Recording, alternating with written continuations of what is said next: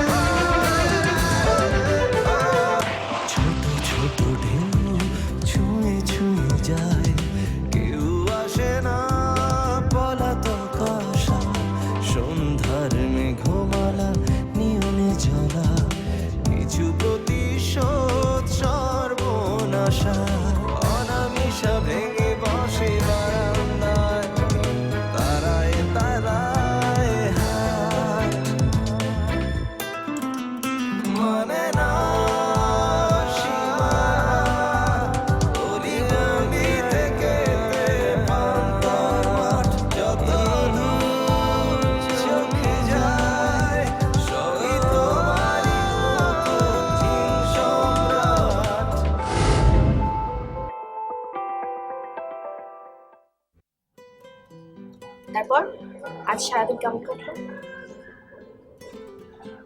কেমন আর কাটবে, একা মানুষ, সারাদিন খেলা চলছিল, খেলা দেখলাম, লাঞ্চ করলাম, এই তো।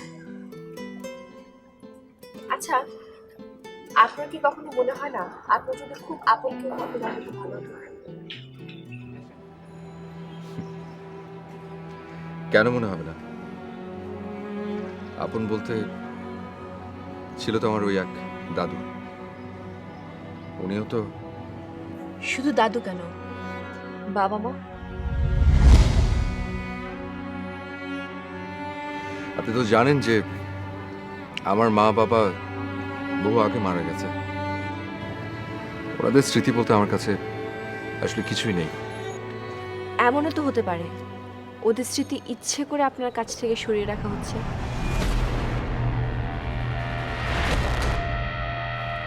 কিরকম? দেখুন, আপনি কিছু মনে করবেন না। আমি রিসেন্টলি এমন কিছু জিনিস জেনেছি, আমার মনে হয়েছে আপনাকে এগুলো আসলে জানানো উচিত। কি এমন কথা? আপনার মা, আপনি যাকে মা বলে জানেন, তিনি নাকি আপনার আসল মা না।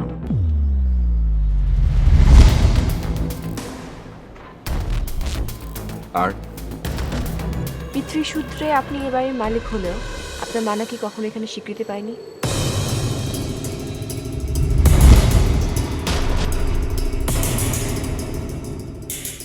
কি আমার কথা আপনার বিশ্বাস হচ্ছে না তো?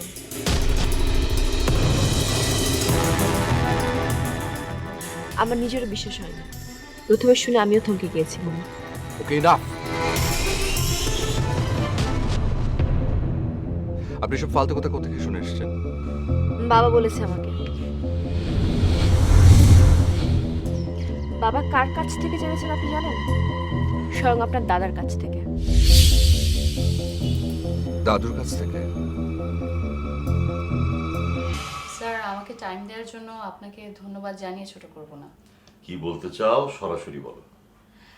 স্যার, আমি এটা জানি যে আপনি অনেক বিজি থাকেন। আমিও কিন্তু জানি তুমি কি বলতে এসেছো। আপনার জানাটা একটু শুনতে পারি কি? কাজ চাও তো আমার অফিসে? ঠিক ধরেছেন, কিন্তু আপনার অফিসের প্রতি আমার কিন্তু কোনো ইন্টারেস্ট নেই। আমার ইন্টারেস্টটা হচ্ছে আপনার উপরে। একই তো হলো, আমার সাথে কাজ করা মানে আমার অফিসে কাজ করা না, এক হলো না। আমাদের নূপুর ম্যাডামও কিন্তু আপনার অফিসেই কাজ করতে চেয়েছিল। তাহলে তুমি কি চাও? আমি শুধু চাই আমার পাশে একজন পাওয়ারফুল মানুষ, যে সম্রাটের শত্রু। সম্রাটের শত্রুদের একত্র করে তুমি কি করবে? ধ্বংস, সম্রাটকে ধ্বংস করবে।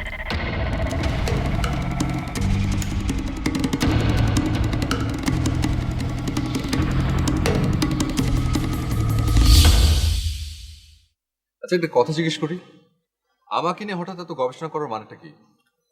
সেটা অন্য কথা, আপনি চাইলে খোঁজ নিয়ে দেখবেন। Very funny, very funny. কার কাছ থেকে জিজ্ঞেস করবো আমি? খোঁজ কার কাছ থেকে দেবো? দাদা, আমার মা, বাবা, প্ল্যান সেট করে আত্মা নামাবো তাদের? আপনি রেগে যাচ্ছেন কেন? শুনুন, আপনি যা বলেছেন তাতে একজন সুস্থ মানুষের পক্ষে স্বাভাবিক থাকা সম্ভব না। দেখুন, আমি আপনাকে রাগাবার জন্য বা বিব্রত করার জন্য কোনো কথা বলিনি। অ্যাজ আ ফ্রেন্ড আমার মনে হয়েছে আমি যেটা জেনেছি আপনাকে জানা উচিত, স্পেশালি যদি ব্যাপারটা সত্যি হয়ে থাকে।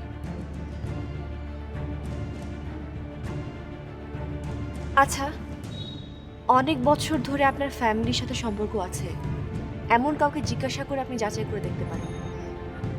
এমন কি কেউ নেই? একজনও না?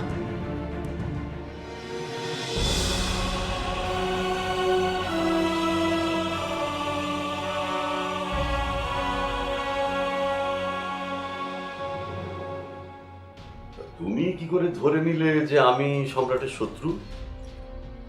স্যার, সম্রাট সাহেব সবসময় আমার ব্যাপারে একটা কথা বলতেন, বলতো যে আমার অবজারভেশন পাওয়ার অনেক ভালো, আর এই ক্ষেত্রে শত্রুটা তো খুবই ইজি। আপনার যে ভালো চায় না, আপনার যে ক্ষতি করতে চায়, আপনাকে যে শত্রু মনে করে, তাকে নিশ্চয়ই আপনি হবু জামাই মনে করবেন না, তাই না? অনেক খবরই রাখো দেখছি। এখন বলেন, আমাকে আপনার সঙ্গে কাজ করার সুযোগটা কি দিবেন কি না? দেখো, আমি নূপুরকে যে কারণে মানা করেছিলাম সেই একই কারণে তোমাকেও সুযোগ দিতে চাই না। স্যার, আপনি আবারও মিসেস নূপুরের সঙ্গে আমাকে গুলিয়ে ফেলছেন। ভাবছেন সম্রাটের অফিস ছেড়ে আমি এখন সম্রাটের পিছে লেগেছি, কিন্তু কয়দিন পর আপনার অফিস ছেড়ে আমি আপনার পিছে লাগবো, এটা আপনি ভাবছেন? এটা ভাবা তো অযৌক্তিক নয়। 8-10 জন মানুষ হলে হয়তো তাই ভাবতো, কিন্তু আপনার মতন এক্সপিরিয়েন্স মানুষ তো তা ভাবতে পারে না। তা আমি তোমার জন্য কি করতে পারি বলো তো? এক কথায় সব, আর এক কথায় কিছুই না। মানে হচ্ছে যে আমি যাই করব সম্রাটকে ধ্বংস করার জন্য, আর তার জন্য সব ধরনের সাপোর্ট আপনাকে আমার দিতে হবে। তাতে আমার লাভ? আমার চেয়ে তো আপনার বেশি লাভ। একদিকে সম্রাট আপনার বিজনেস রাইভাল, 2 দিন পর সে যখন আপনার মেয়েকে বিয়ে করবে তখন সে হবে আপনার পার্সোনাল। আর সম্রাটকে যদি সরিয়ে দেওয়া যায় তাহলে আপনি সব দিক থেকেই থাকবেন সেফ সাইডে। একদিকে আপনার কোম্পানি হবে বাংলাদেশের সবচেয়ে বড় ফার্মাসিউটিক্যাল কোম্পানি, অন্যদিকে আপনার বন্ধুর ছেলের সাথে আপনার মেয়ের বিয়ে দিয়ে আপনার কোম্পানিকে স্বপ্নের জায়গায় নিয়ে যেতে পারবে না। নীরাকে সম্রাটের কাছ থেকে সরিয়ে নেওয়ার জন্য যা যা করার দরকার তা আমি অলরেডি করেছি। মানে?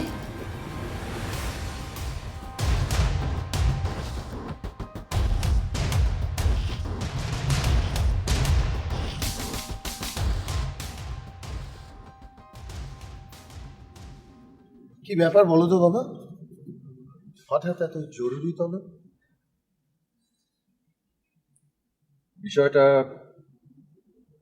বিষয়টা জরুরি বলে আপনাকে জরুরি ভিত্তিতে ডাকা। বলো বাবা। আমি কে? আমি কে মানে? আমি তোমার এই প্রশ্নটা ঠিক বুঝলাম না। চাচা, আমি জানি আপনি আমাদের দুঃসম্পর্কের আত্মীয় হলেও আমাদের পরিবারের সাথে অনেকদিন ধরে জড়িত। আমার দাদা, আমার বাবা, সবার সাথে আপনার সুসম্পর্ক ছিল। হ্যাঁ, কিন্তু লেট মি ফিনিশ।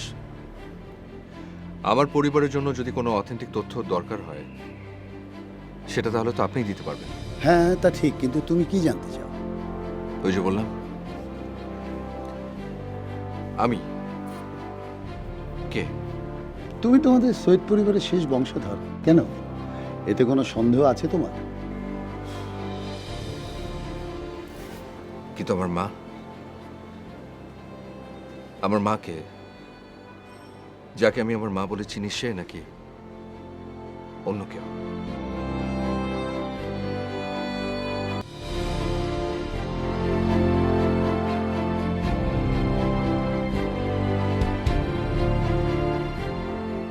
চাচা প্লিজ, আপনি চুপ করে থাকবেন না।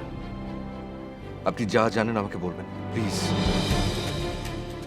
দেখো বাবা, কিভাবে তোমার মনে এতদিন পর এসব প্রশ্ন এসেছে আমি জানি না, তবে এসব নিয়ে ঘাটাঘাটি না করাই ভালো। চাচা, কোনটা নিয়ে ঘাটাঘাটি করা উচিত আর কোনটা নিয়ে উচিত না সেটা আমি খুব ভালো করে জানি। আপনি যা জানেন আমাকে সেটা বলবেন। আসলে এ ব্যাপারে আমি তোমাকে তেমন কিছু বলতে পারবো না, কেন? কারণ কোনো অথেন্টিক তথ্য আমার কাছে নেই।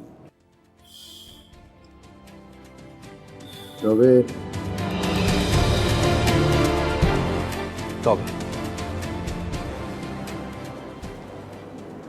কার মুখে শুনেছিলাম যেন, আমার ঠিক মনে নেই, তোমার বাবার সাথে কোনো এক মহিলার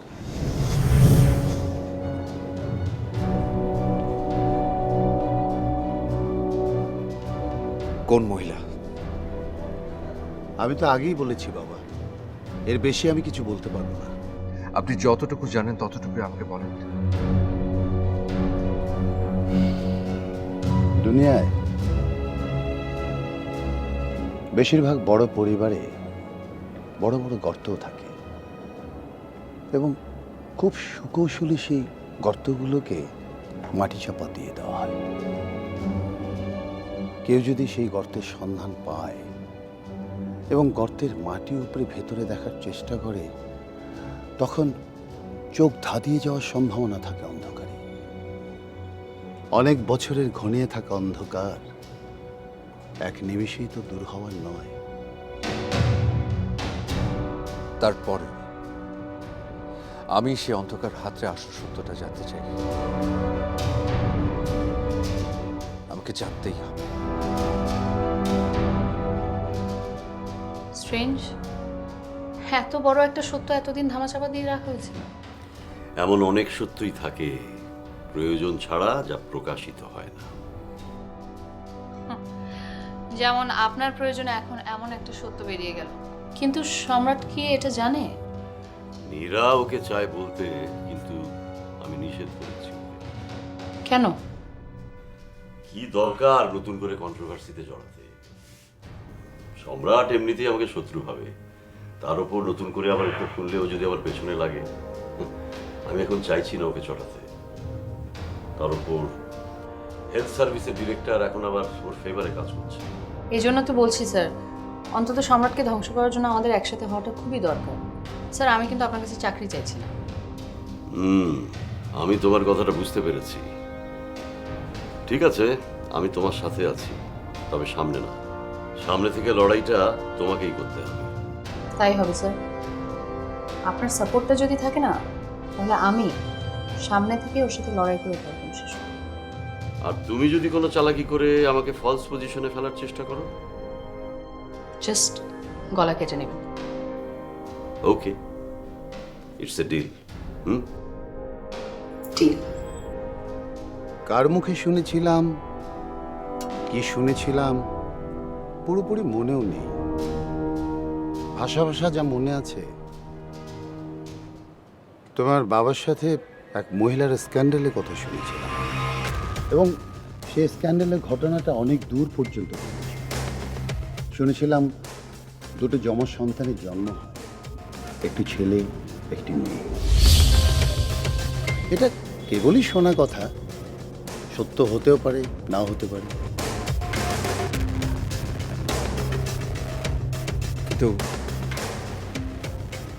কিন্তু আপনি কখনো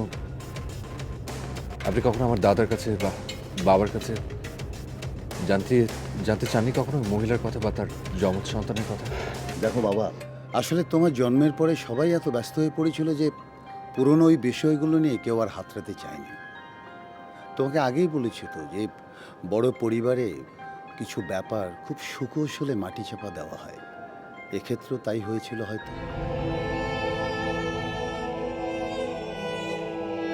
এরপরে আর কোনোদিনই কারো মুখে এ ধরনের কথা শুনি, আমারও কাউকে প্রশ্ন করা হয়ে ওঠেনি। তাই এর বেশি আমি কিছু বলতে পারবো না।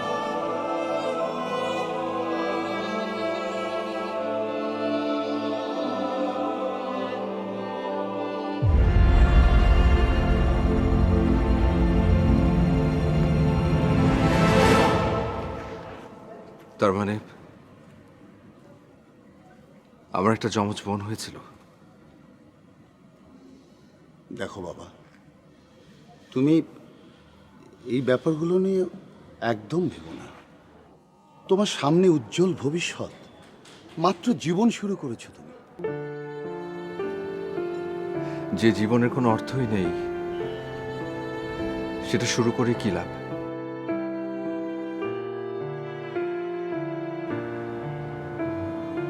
কিন্তু এতদিন পরে তুমি এসব কথা কোথা থেকে শুনেছো? যেভাবেই হোক, কোনো না কোনোভাবে শুনেছি। তখন বিশ্বাস করিনি, কিন্তু এখন এখন এইসব কথাকে প্রশ্রয় দিও না। আসলে অতীত নিয়ে ঘাটাঘাটি করে সময় নষ্ট করা ছাড়া আর কিছু না। সরি চাচা, আপনার এই কথাটা অন্তত আমি মানতে পারছি না। আমি যদি আমার অতীতই না জানি, আমি আমার ভবিষ্যৎ তৈরি করব কি করে? আমার মা, আমার বোন, তারা সমাজে স্বীকৃতি পায়নি, আমি আমার স্বীকৃতিতে কি করব? শান্ত হও বাবা, শান্ত হও। শান্ত হতে বললেই কি আর শান্ত হওয়া যায় চাচা? মানুষ মানুষ যতই শান্ত হওয়ার চেষ্টা করে, ততই অস্থির হয়ে ওঠে। This is call life, unpredictable.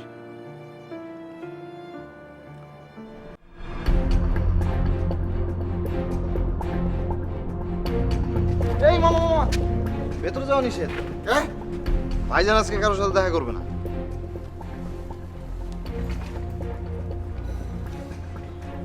এটা কি? এটা কি বুঝো না? এইটা যে টাকা সেটা তো আমি দেখতেছি, কিন্তু আপনি আমার টাকা দিতেছেন কেন? বকশিস ভিতরে যাওয়ার লাগে। সি সি সি মামা, আপনি আমার এত ছোট মনে করলেন? আসলে আজকে ভিতরে যাওয়া যাবো না, ভাইজানের অবস্থা খুব খারাপ। খুব খারাপ মানে? আবার গুলি খাইছে? হ, কিন্তু এইগুলি শরীরে খায় নাই, মনে খাইছে। মানে? মানে তো আমিও বুঝতেছি না মামা, কিন্তু গতকাল থেকে দেখতেছি ভাইজান খুব দিশেহারা। আজকে তো উনি ওনার এক দূর সম্পর্কে চাচারা ওটাই আনছিল বাসায়, তার সাথে কথা বলার পর দেখলাম তার অবস্থা আরো নাজুক। এখন কি করব কিছুই বুঝতে পারতেছি না মামা। নাজুক অবস্থা তুমি কেমনি বুঝলা? রাত্রে খাওয়ানোর সময় ভাইজান ভাতগুলা নিয়ে ছানাছানি করলো, খাইলো না। তারপর কেমন জানি বিড়বিড় করে বলতেছিল সব ছেড়ে চলে যাব। কই যাইব? তাও বলে নাই। আমি জিজ্ঞেসি ওরা আমার একটা ঝাড়ি দিয়ে বাইর করে দিছে। অবস্থা তো তাইলে আসলেই নাজুক। মামা এখন আমি কি করুম কন্ত? আমার একটা বুদ্ধি পরামর্শ দেন না। এই তো আমার বিপদে ফেললা। আমার কাছে সব পাইবা, কিন্তু পরামর্শ পাইবা না। পরামর্শ দিতে পারে আমগো শুভ্রা, সে আবার সুশীল গোত্রীয়। ওই যে টকশো করে না, তাগো মতো অনেক বুদ্ধি তার মাথায়, অনেক সুন্দর সুন্দর কথা কইতে পারে।